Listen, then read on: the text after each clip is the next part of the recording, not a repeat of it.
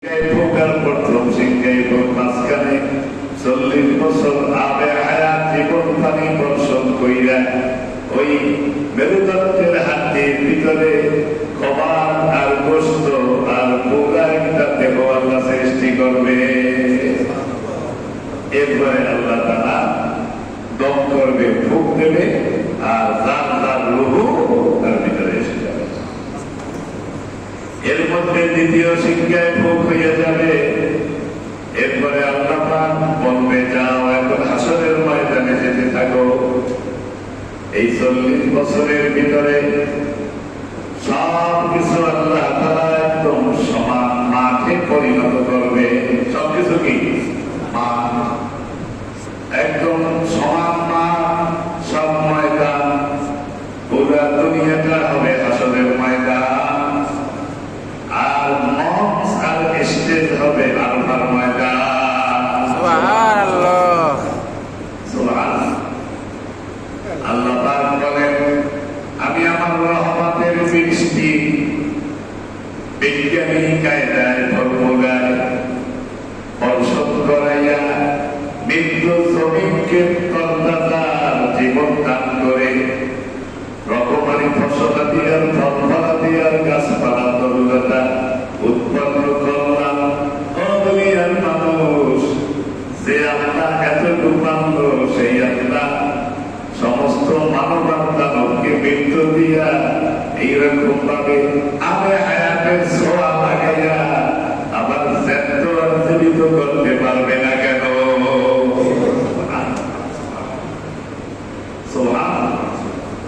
এবার আল্লাহ পাক বলেন যে আমি তোমাদেরকে একটা কথা বোঝানোর জন্য এই মিসাল উদাহরণটা এইভাবে আমি জীবিত করব।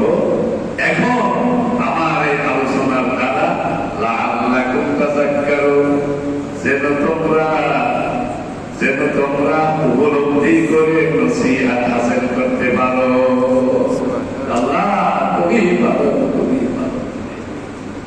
এই জন্য সব সময় আল্লাহকে হাজার নাজের আর অন্তরে গেঁথে নেওয়া, আর মনে মনে এইটা বলা নেই কেহ নেই আল্লাহ ছাড়া, লা ইলাহা ইল্লাল্লাহ।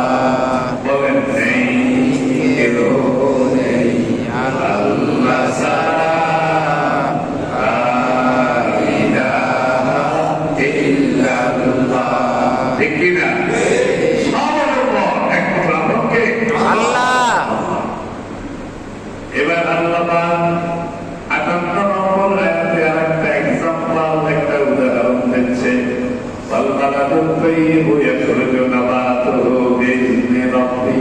এই মিয়া খেয়াল করে শোনেন, আল্লাহ পাক বলেন জমিন হইল দুই রকমের। আরেকটা মিসাল দিতেছে আল্লাহ পাক। জমিন হইল দুই রকমের। এক রকমের জমিন উর্বর শক্তিযুক্ত,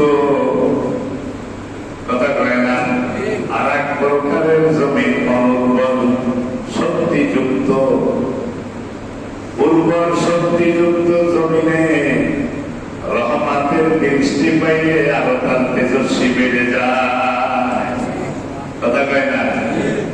মাটিতে যদি শক্তি থাকে আর মাটির পিছনে যদি পরিচর্যা করে আর একটু সারের ছোঁয়া যদি লাগাইতে পারে, রহমতের বৃষ্টিও যদি খাওয়াইতে পারে, তাহলে 10 তলা বিল্ডিং এর ছাদেও তরমুজ আর পেঁপে আর ভাঙ্গি আল্লাহ ফলাইয়া খাওয়াইতে পারে। তরমুজ, আল্লাহ, ভাঙ্গি, এরা আজ থেকে নিয়ে 10-20 বছর আগে মানুষের কল্পনায় ছিল বলে হচ্ছে। আরে ড্রাগন ফল তৈরি হইতেছে, আল্লাহ, ল্যাংড়া আম হইতেছে। কি কারণ বাজারের ল্যাংড়া আম? সুবহানাল্লাহ। আল্লাহ আল্লাহ রাব্বুল আলামিন বলেন, উর্বর শক্তিযুক্ত জমিন আর অনুর্বর শক্তি জমিন, একটা উর্বর শক্তি আছে, একটা উর্বর শক্তি নাই, কথা কয় না? এই অনুর্বর শক্তিযুক্ত জমিন, সেই জমিনের নিচে লবণাক্ত পানি, লবণাক্ত পানিতে শরীর জমিনের উর্বর ক্ষমতা শেষ করে দেয়। যেমন কিতাবে আছে, যেমন লবণে মাইরা শেষ করে দেয়, কথা কয় না? মনে আছে ছোটবেলা জোগাড়টা লাগলে ফেলাইয়া প্রথমে লবণ দেয়, উনি খায়, উনি কি যত রকম যায়,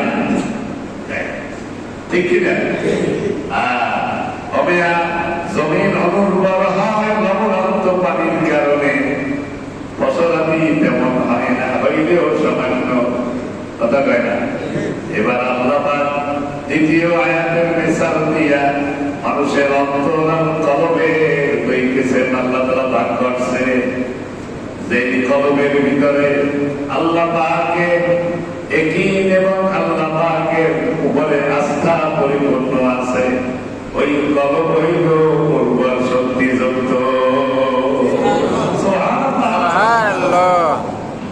এই উর্বর শক্তিযুক্ত কলব সামান্য একটু আল্লাহ আল্লাহ রাসূলের কোরআনের কথা শুনলে ওই উর্বর যুক্ত কলবের ভিতরে ঈমানের গাছ খালি তাজা হইতেই থাকে, আল্লাহ ফল ধরতেই থাকে।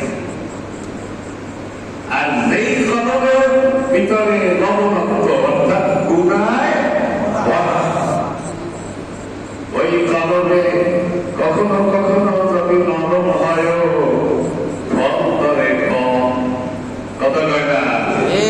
এবার আল্লাহ পাক বলেন ওয়াল বালাদু তাইয়্যিবু ইয়াখরুজু নাবাতুহু বিইজনি রাব্বিহি, কয় কি যে উর্বর যুক্ত জমিন, তার থেকে যে আল্লাহ তাআলা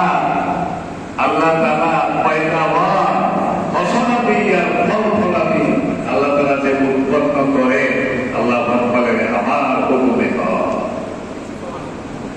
ওয়াল্লাযী খাবুসা লা ইয়াখরুজু ইল্লা নাকিদা, আর যেই জমিন লবণাক্ত আর অনুর্বর, ওই জমিনের থেকে উর্বর জমিনের ফসলাদি আর ফল ফলাদির মতো এরকম ফলে না, কথা কয় না? এবার আল্লাহ পাক বলেন ও মানুষ, তোমাদেরকে আর কতভাবে আমি বুঝাবো, আল্লাহ আর কতভাবে বুঝাবো, আর কতভাবে ঘুরাইয়া ফিরিয়া সেই কাদালিকা নুসাররিফুল আয়াত, কি আমার কালামের আয়াতগুলো আমি ঘুরাইয়া ফিরাইয়া বিভিন্ন উদাহরণ আর মিসাল দিয়া আমি তোমাদেরকে বোঝানোর চেষ্টা করি। মানুষ এরপরেও বোঝো না? হ্যাঁ, বুঝতে তো ওই সমস্ত মানুষ লাআল্লাকুম তাশকুরুন, যারা আমার আয়াতের এই বাণী শুনে আমার দেওয়া নেয়ামতকে স্মরণ করে যারা কৃতজ্ঞতা আদায় করবে, তারাই কেবল শুনবে। এই জন্য জ্ঞানী মানুষ খালি কানে পড়লেই বোঝে যে আল্লাহর কি মহান বাণী। জ্ঞানী যারা বোঝে তারা পাইবে না, জ্ঞানী যারা বোঝে তারা শুধু ইশারায়, নাদানকে বুঝাইতে পারে কে বা কোন কথায়, ঠিক কিনা? আর জ্ঞানী যারা, যাদের অন্তরে ভয় আছে, অন্তর উর্বর, তারা আল্লাহ পাকের এই নিয়ামতের আলোচনা শুনে উপলব্ধি করে নসিহত হাসিল করে আর আল্লাহর নিয়ামতের শুকরিয়া কৃতজ্ঞতা আদায় করে। আর যাদের কল্প জমিন, অন্তর জমিন অনুর্বর, সেই জমিনে যত শ্বাস আর যত পানি দেওয়া হোক হবে না, গুনার রকমন্ত ওই কলবে ভরা। এই জন্য লাগবে কি ইস্তেগফার, তওবা করে কলবকে পরিষ্কার করতে হবে। আল্লাহ তাবারক ওয়া তাআলা আমাদেরকে এই দুই আয়াতের থেকে এই এতটুকুই বললাম এজমালির মতো, আল্লাহ তাআলা আমাদেরকে বোঝা, শোনা, উপলব্ধি করা এবং বাস্তব জীবনে বাস্তবায়ন করার সকলকে তৌফিক দান করে। বলেন আমিন।